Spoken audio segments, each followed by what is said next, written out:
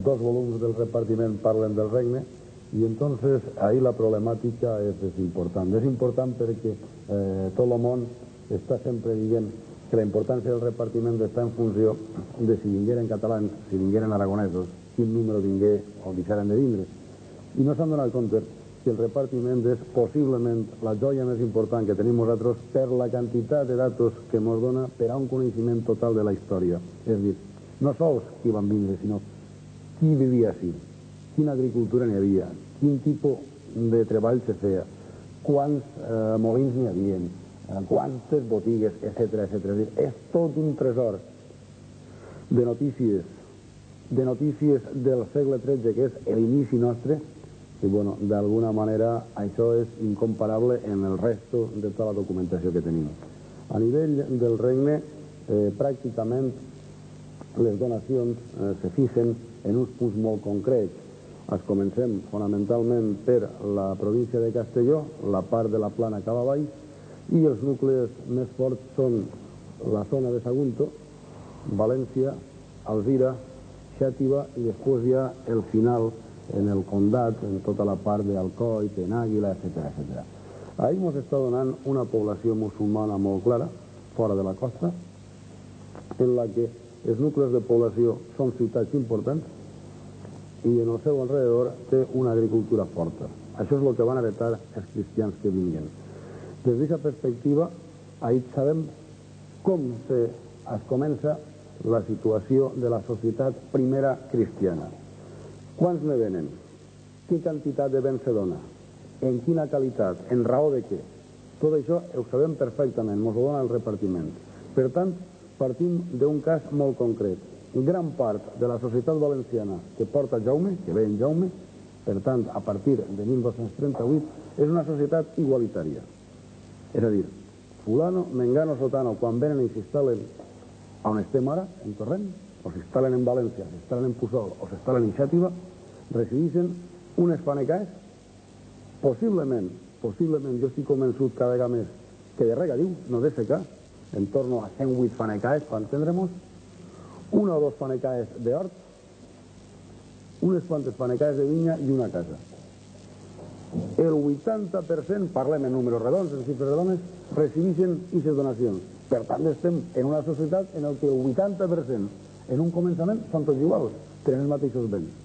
Són homes lliures. Són homes que diuen la seva gran part en el realenc, és a dir, que la part que se dona a la noblea és molt xicoteta comparat amb el que se queda al rei.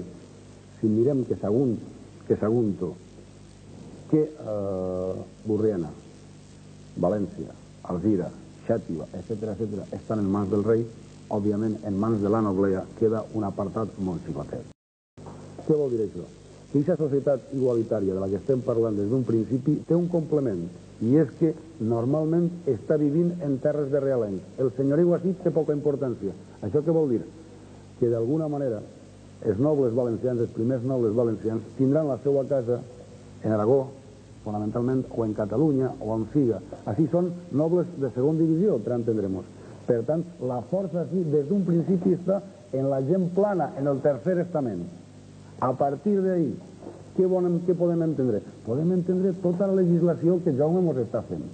Un cas, el de València, 1245, dona el rei una sèrie d'estatuts per a que se registra la ciutat. I hi ha ahí un consell, hi ha ahí uns jurats.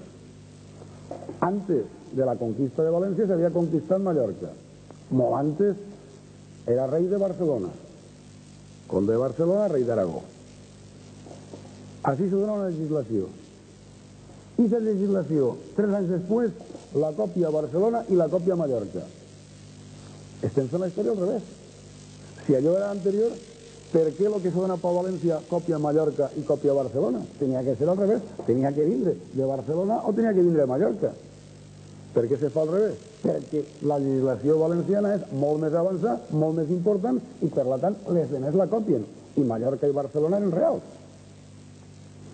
Ahí tenim una societat igualitària i una societat que se mou en uns paràmetres del segle XIII. Què vol dir això? El segle XIII és el moment en què el dret romà es comença a tindre força.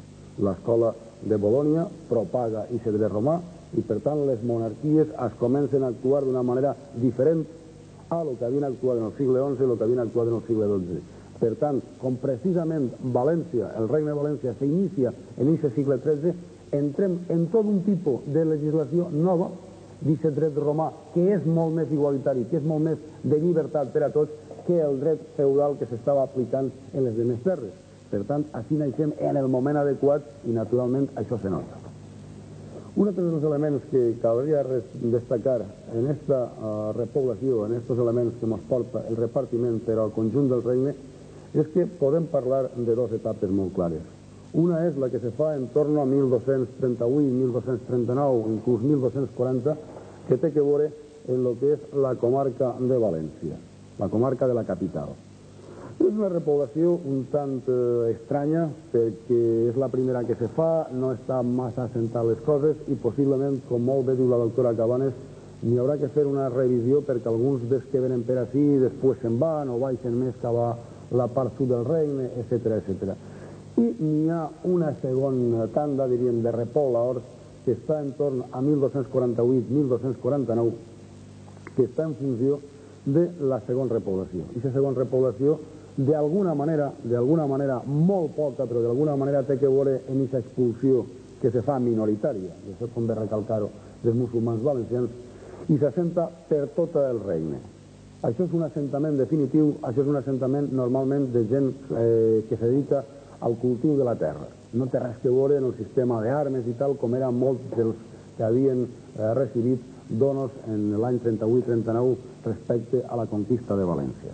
Per tant, aquesta dualitat de repoblacions és important perquè, repetís, mentre una és un tant aleatòria i n'hi haurà que aquilatar-la d'alguna manera, l'altra jo crec que és definitiva i que marca des de sempre una realitat ja per a nosaltres, en aquesta societat igualitària, etc. etc. Antes parlaven del grau de la noblea respecte al resto. N'hi ha un element que el repartiment remarca clarament, des de la primera donació fins a l'última, i és el següent. S'ha dit des de sempre, per alguns historiadors cada vegada més interessats, que València és un element dual. Una part repoblada per aragonesos, que és la interior, i una part repoblada per els catalans, que és la costera. Mentre els primers és una cosa de realenc, pobra, de latifundio, etc., la part catalana, la part que repoblen els catalans de la costa, és un element burguès, un element igualitari, un element de progrés. Des del primer asiento del repartiment a l'últim, el repartiment sistemàticament està negant aquesta teoria. Això és algo inadmissible, és a dir, algo que no se pot sustentar.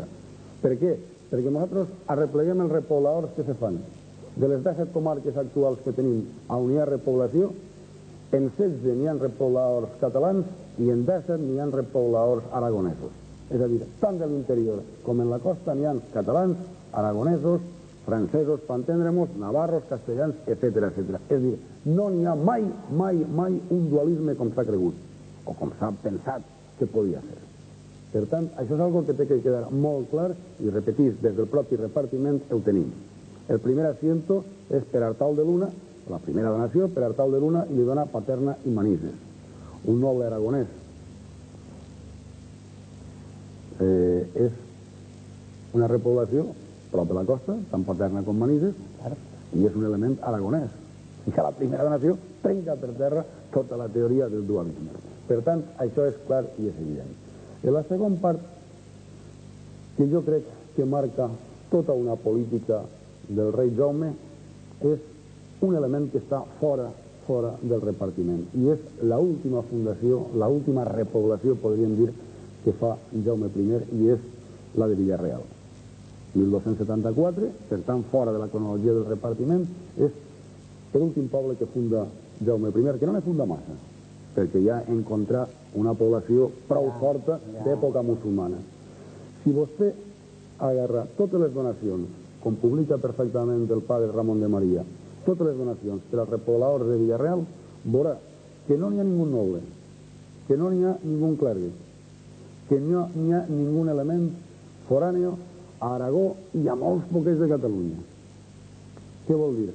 Que aquesta visió que ha tingut Jaume I des d'un principi en la repoblació valenciana en el 38, la culmina en el 74 en Villarreal, fent una repoblació on tot el món disponga d'unes propietats similars, on hi hagi una llibertat en la costa i en l'interior, i que d'alguna manera el que sí significa és ese despegue meravellós que té València des de sempre.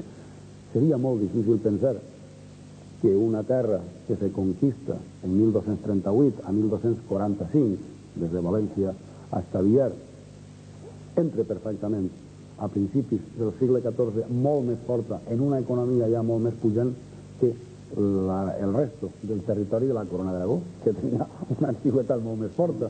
Per què? Perquè ja n'hi ha unes bases, les bases musulmanes. Per què parlem així de terra, per exemple, de regadiu i no terra de secà? Simplement, si vostè mira la quantitat de molins i on estan situats, que ens diu el repartiment, ens està parlant d'unes sèquies impressionants. Luego, aquestes sèquies, per què se fan? Per regar. Primer se fa la sèquia per regar i sobre aquesta sèquia se munta el molí. Luego, si n'hi ha molts molins, és que n'hi ha sèquies importants i, per tant, regadiu. Ara la doctora acaba